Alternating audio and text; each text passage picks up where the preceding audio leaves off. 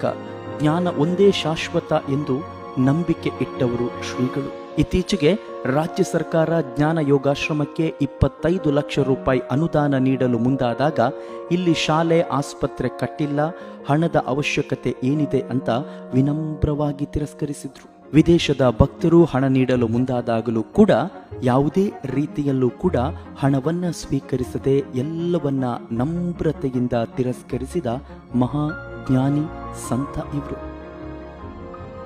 ಸಿದ್ದೇಶ್ವರರನ್ನ ರಾಷ್ಟ್ರದ ಸಂತನೆಂದು ಪರಿಗಣಿಸಿ ಕೇಂದ್ರ ಸರ್ಕಾರ 2019ರಲ್ಲಿ ಅತ್ಯುನ್ನತ ಪ್ರತಿಷ್ಠಿತ ಪ್ರಶಸ್ತಿ ಪದ್ಮಶ್ರೀಯನ್ನ ಘೋಷಿಸಿತ್ತು.